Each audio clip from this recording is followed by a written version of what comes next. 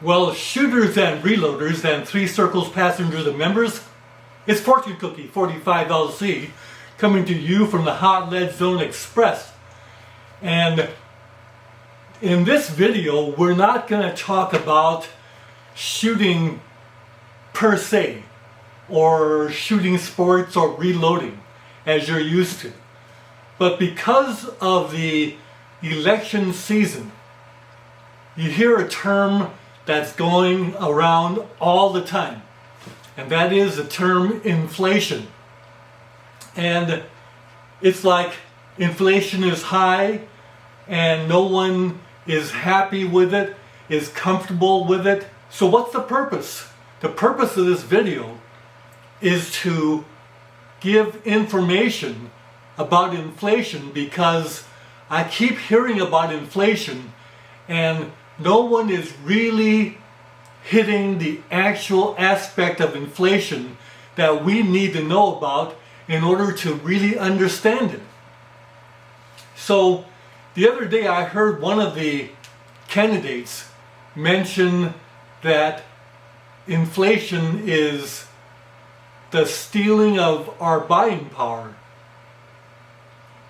And another candidate said that inflation is really a tax. A tax. But they didn't elaborate. And the questioners didn't go the next step to say, what do you mean by that? How is inflation a tax? And what do you mean by inflation being our buying power is being stolen? And then they would be able to go ahead and tell us what inflation really is, because it's obvious that these two candidates actually understood what inflation is and would be willing to share the information. Other candidates, if they are with it, might know what inflation really is, but they don't want to tell you what it is. So when they tell you, that tells something about them. And if they're not going to tell you, or are unable to tell you about it, that also tells you a lot about them. And so for the sake of future discussions about inflation, that's why this video is being done. Now you might ask, are you an economist? Are you an expert? What gives you the right to make this video? And what I'm going to present to you is based on experiencing inflation, not just once, but multiple times during my time walking this earth. But if it makes sense, you might consider learning more about it and expanding your own understanding about inflation, so that in the future you'll be able to apply what you know to what others say about inflation, because it's a big part of our life. Okay, let's talk about inflation. If you look at what the definition of inflation is, suppose you go ahead and do a little research and you want to find out what inflation is. So you go to your phone and you do a search, what is inflation? And you'll get different stuff. But I'm going to suggest to you that you're not getting the full information. One source says inflation is the tendency of prices to rise over time. That isn't it. Another one says inflation is based on supply and demand. In other words, if there's less of something, it'll become more expensive. And if there's more of something, it becomes less expensive. Well, that's true, and it causes prices to fluctuate according to supply and demand. And that's part of inflation, but it doesn't really hit the nail on the head. So let me go ahead and give you an illustration about what inflation might be, and then we'll get into exactly why it's a problem. So you're a landowner and you got a couple neighbors and you've got in your pen in the backyard about 10 pigs, and these pigs are good size. They're not piglets, but they're not real old. They're in the prime. You got prime pigs, and you got 10 of them. And your neighbors on both sides of you have chickens. So used to be that one of your neighbors would come by and say, I'll give you a dozen chickens for one of your pigs. And you say, great, I wouldn't mind having some chickens and some eggs and this kind of stuff, and you can have pork chops. So yeah, you make the transaction. But then comes a time when there's a glut of chickens, and everybody around has just tons of chickens, but you still have your 10 or 12 pigs. Well, all of a sudden, one neighbor says, well, I'll give you 10 chickens for your pig, and well, one of your pigs, and you say, well, I got 12 last year, and he says, okay, I'll give you 12. But then this other neighbor over here says, well, you know what, there's so many chickens, I got so many chickens coming out by ears, but there aren't that many pigs around, so I'll give you 14 chickens for your one pig. And that's inflation. In other words, now all of a sudden my pig's worth 14 chickens. Okay, now you substitute money for those chickens. And now it's whether you get $100 for the pig or whether you get $110 for the pig, depending on supply and demand, right? Well, who controls the amount of money that's out there? Because if there's the same amount of money out there, then you're not going to get any changes, because your $100 is the same as the $100 over here.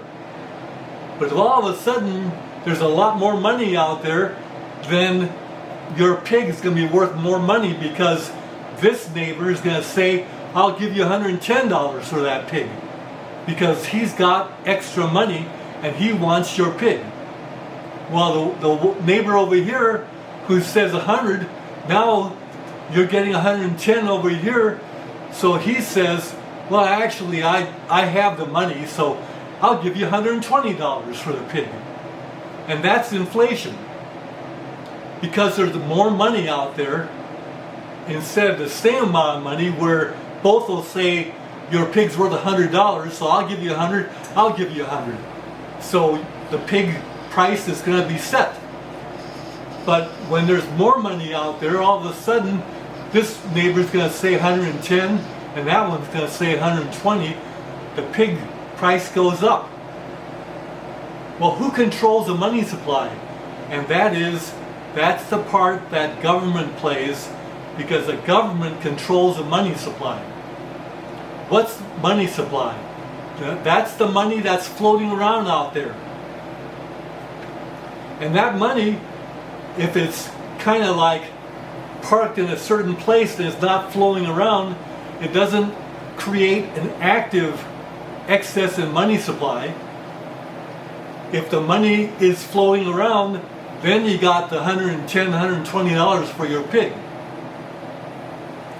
So it's money supply.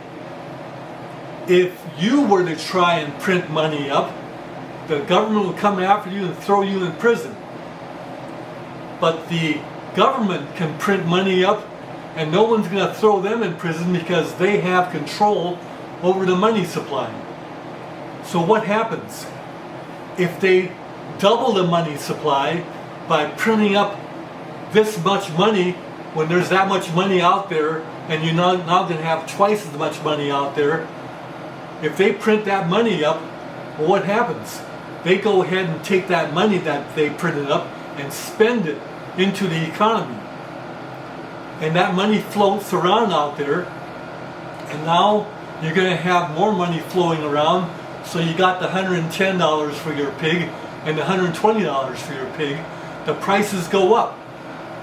What the government has done is they've taken the buying power of your dollar and they've spent that money themselves, making your dollar not be able to buy as much because they've taken the buying power. And that's why this one candidate said that they're stealing your buying power. Well, that's kind of a nasty trick, isn't it? Because no one told them they could do that, except they have the power to do that.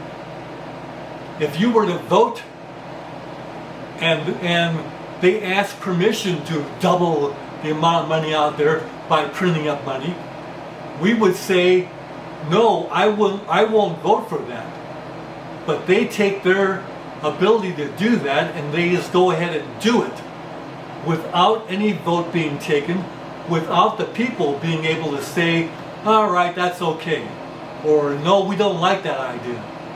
They just go ahead and do it. And what they've done is they've made your money buy less. So what is really nasty about that is that then they'll go around and say, well, you know, whose fault is this terrible inflation that's making things so hard on all of you out there? It's because of all these people that are raising prices and gouging the American people. These companies, these corporations, even the mom and pop down that's running the gas station down the corner, they're ripping you off and gouging you.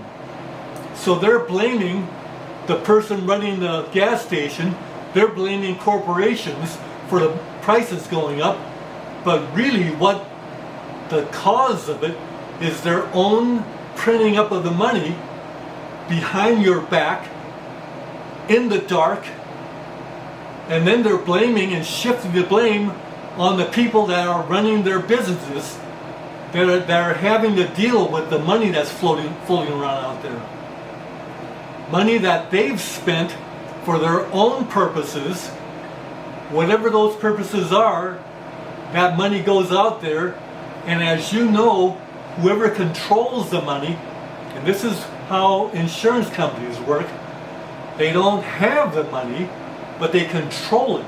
When you control it, you can control where it goes. Like it can go in your back pocket, in their own back pocket, or they can go into the back pocket of someone that they want the money to go to, or whatever, to get more influence or votes by spending that money the way that you might not like them to spend it.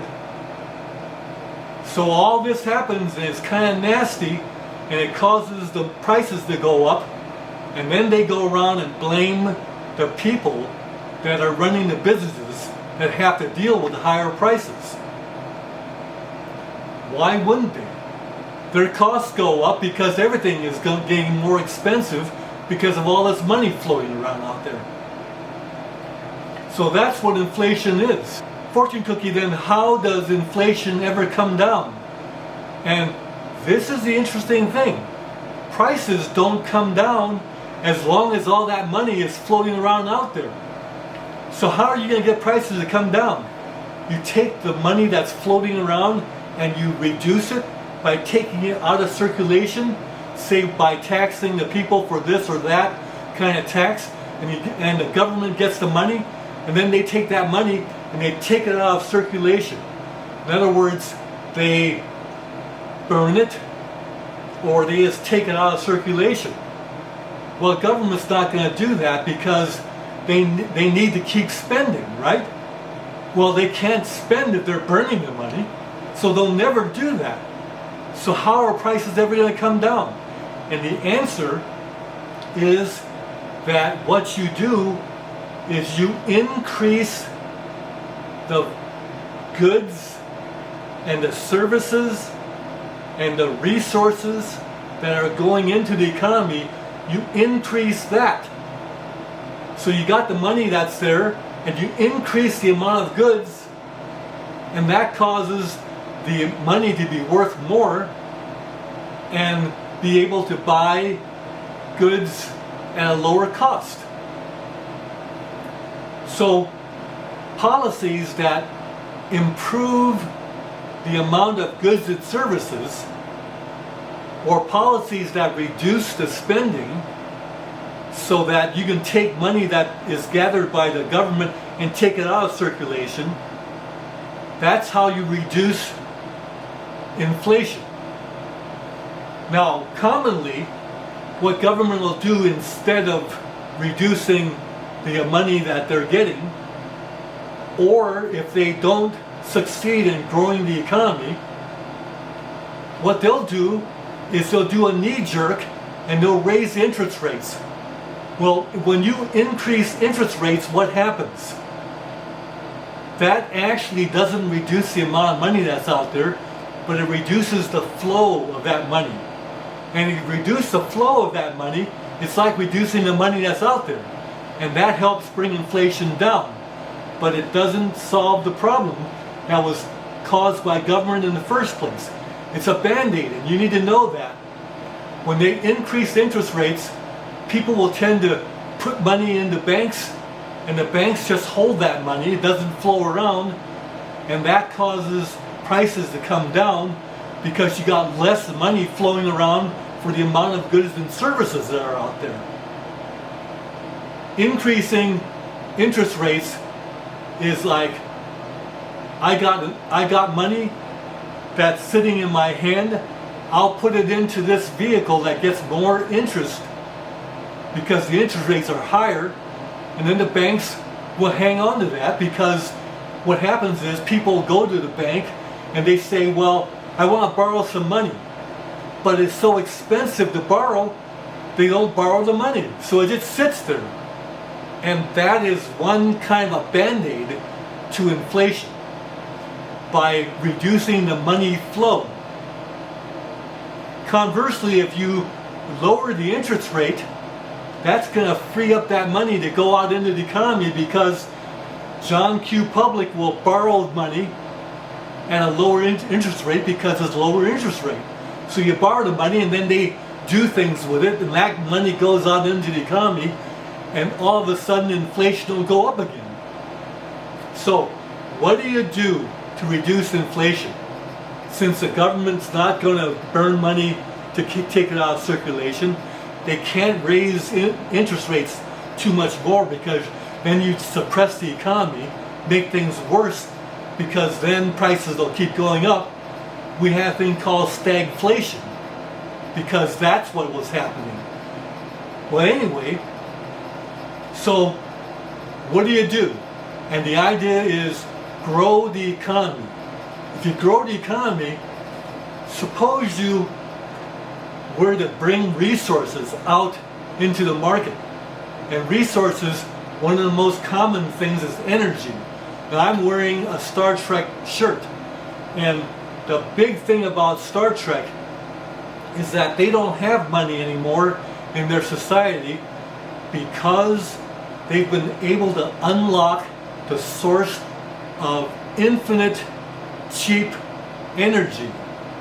And by having infinite cheap energy, all the dreams of mankind can come to pass. Not just the American dream, but the dream of mankind. We can reach for the stars because we are no longer shackled by energy concerns. You have unlimited energy, then you got expansion of everything. Well, anyway, so you increase the amount of energy. So suppose you were to drill and achieve 4 times more gas and oil out there, so that not only do you have enough to satisfy all the needs of your own people, there's enough of it that it becomes cheaper, and that brings prices down, because what you've done is you've increased the supply of goods and services and resources. So increase the amount of oil and gas to the point where you can actually sell to other countries and get more money into the country, which will pay down your own debt. And that will actually be immensely powerful. So anyway, this is some of the things about inflation that you really need to know about. Inflation is not the rise of prices over time. But inflation is actually the reduction of your buying power. It's actually not the rise in prices, but the money that you have is worth less. Inflation is when the money you have is worth less. That's why everything costs more, because your dollar is worth less. Because the government has taken the buying power of the dollar, they've spent it, they've stolen that buying power, they've spent it for their own gains, and now the American people are stuck with higher prices because our money is worth less. This really hits people hard that have fixed incomes, that have money in the bank, because that money's worth less all the time. And if you're on a fixed income, you're in trouble because the money's worth less all the time. You're not growing your wages to stay up with inflation. And it's also a tax on everybody. So if you hear a politician say that we're only going to tax people that are making over $350,000 a year, but then they turn around and they dump all this money out into the money supply by printing money up, they're causing a tax on everybody because they've stolen the buying power, and now the tax is that our money is worth less. We've been taxed behind the back, in the dark, around the corner, with no say in it. Alright, so enough rambling about inflation, but that's actually some information you might want to take and see if it makes sense to you that that's what's causing the problem. Now another aspect of it is when you create jobs that do not produce anything. Okay? Suppose you add 85,000 agents to the federal government.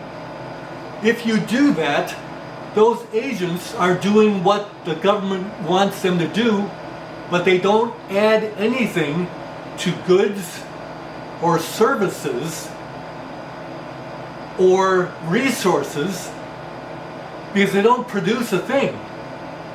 All they're going to do is go around and cause problems for regulations and specifications and all that to the people. They don't produce anything, and yet all their money that they're getting paid, which is going to be substantial, that money they're going to go around and spend and cause more inflation. So a bigger government by itself can cause prices that over time to go up. And that's where the definition where inflation is where prices tend to rise over time comes in.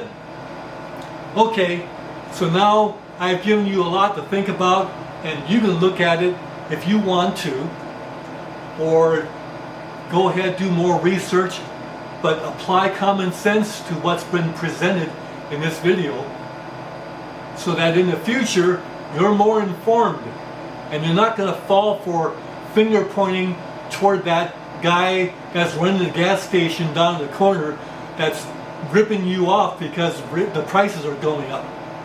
Take care. Fortune Cookie 45 LC. Bye for now.